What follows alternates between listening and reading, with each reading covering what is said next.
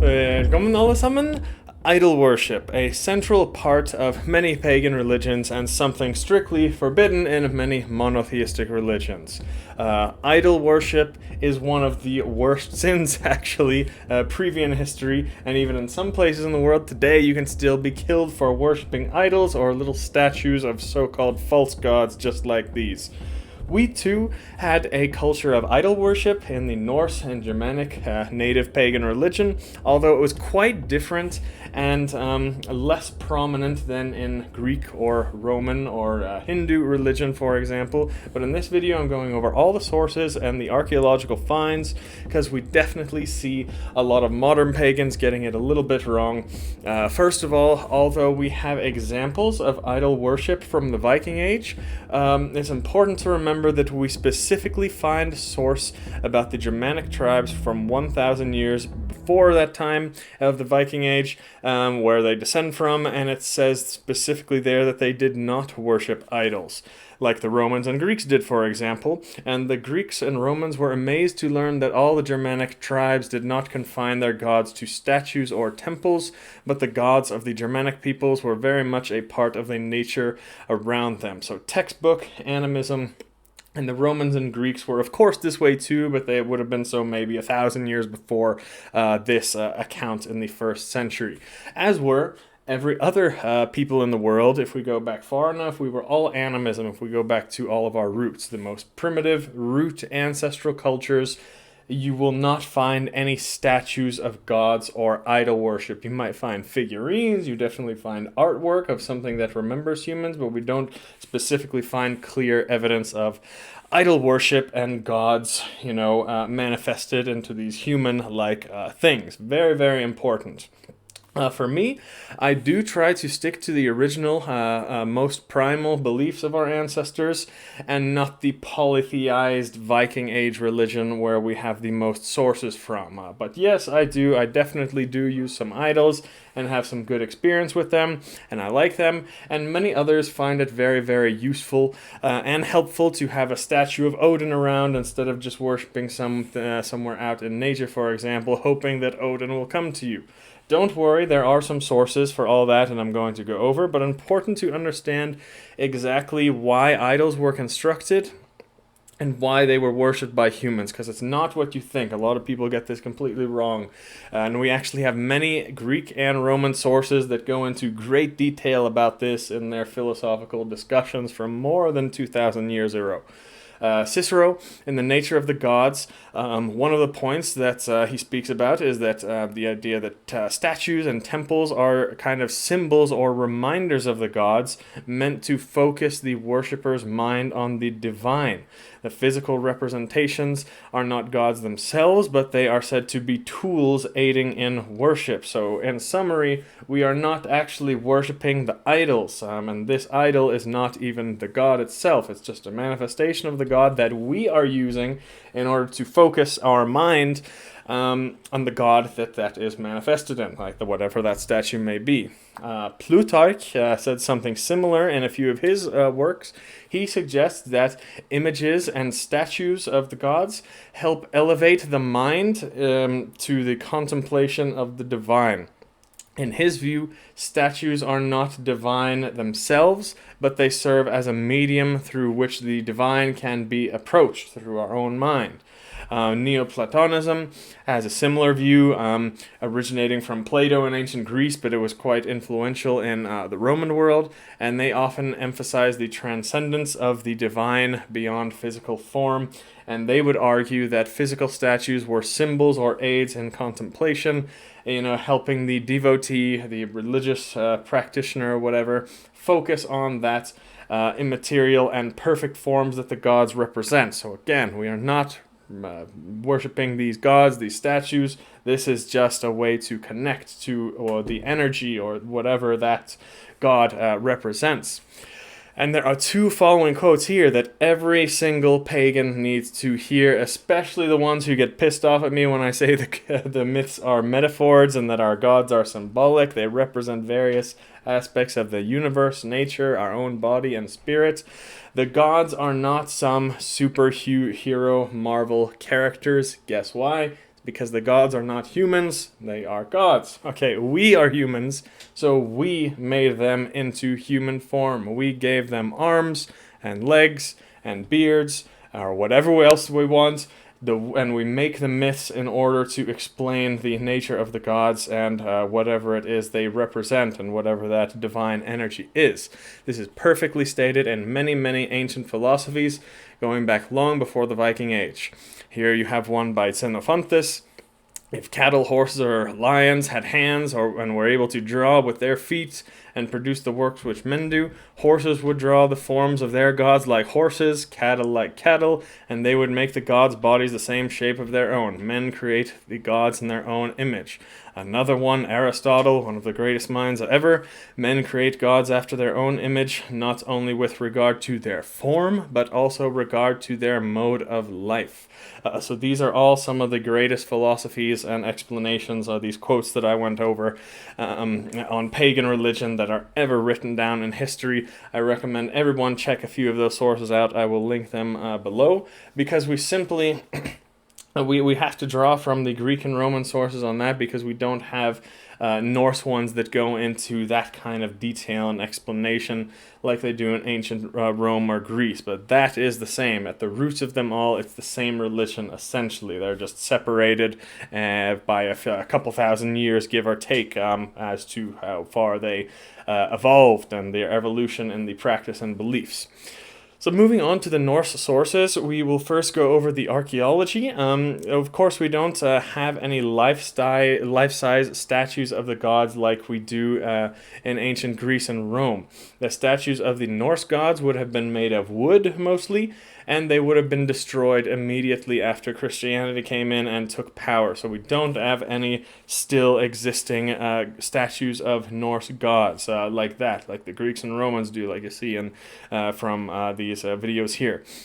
But we have little statuettes and pendants that clearly depict the Norse gods found in the archaeology. And most of these you can find replicas of for sale on our shop, by the way. Here is one believed to be Thor from Ireland, Iceland, that has been found, and they think he's Thor because of this hammer thing he's holding on to. Another one, we have Freyr reading a statuette, and I wonder why, with his large phallus right there. This is a replica of that one, found in Sweden. A statuette of Odin here, clearly missing one eye. That is found in Denmark, I believe. Another one here clearly depicting Odin sitting on his throne, Lidshelf, with his ravens and wolves by his side. That one was found in Leyre, Denmark. One more found of Freya, identified by her necklace that you see around there, Brisingamen. Another one clearly depicting Tyr with his hand in the wolf's mouth. And a couple more pendants believed to be depicting Odin. There are a lot more of those found in the archaeology. I went over a few here. Those are the most famous ones that we know clearly depict the gods, but there are a few more we can say that are kind of coin toss and just we can just theorize whether they might depict a god or not. We can confirm some of this by looking at the written text about some of the gods, describing their statues actually from the Viking Age. The most famous one is Adam of Bremmen's account of the temple at Uppsala, where life-size statues of Thor, Odin, and Friggo, or aka Freyr, are in the temple and given offerings to. You can see in this text in pretty detailed description. Another great first-hand account is Thietmar of Merseburg.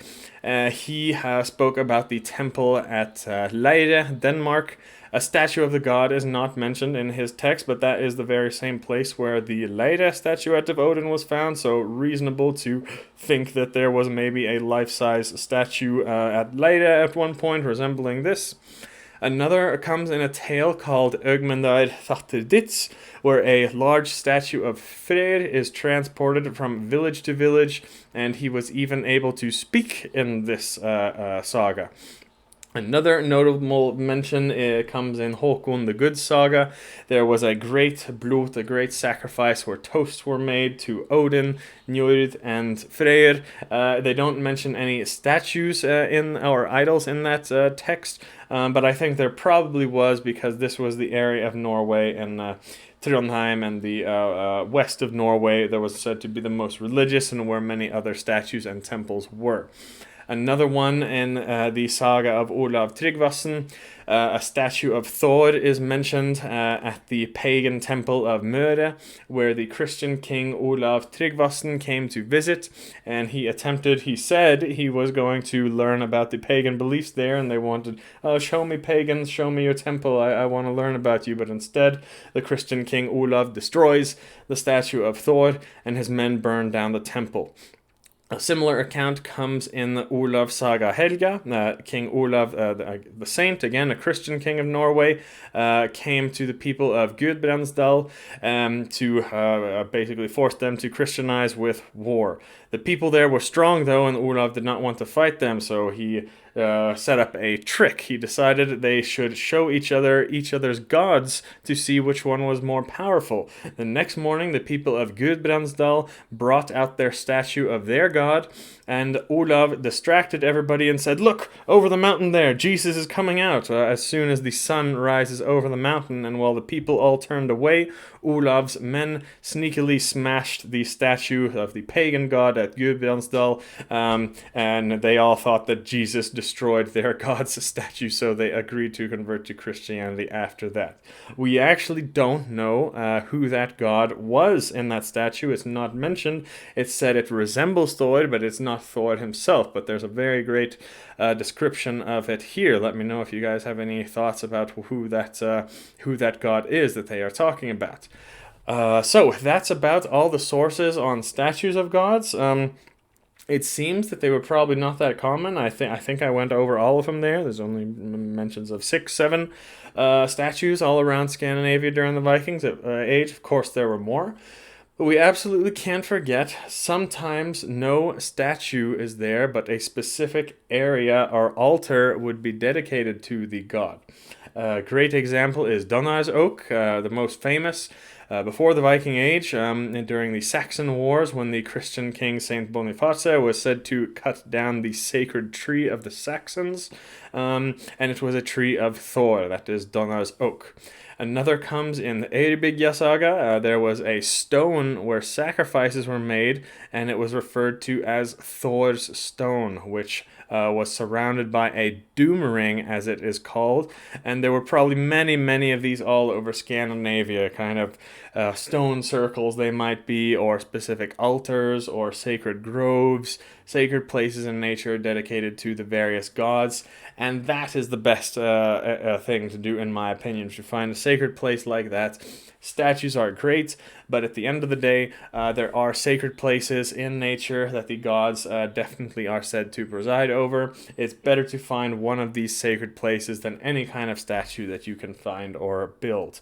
Finally, in one saga, interesting note, Hrafnkells Freyr's saga. Hrafnkells is a priest of Freyr, and he dedicates a sacred horse to the god Freyr, and he considered this horse so holy that he kills a man for riding it.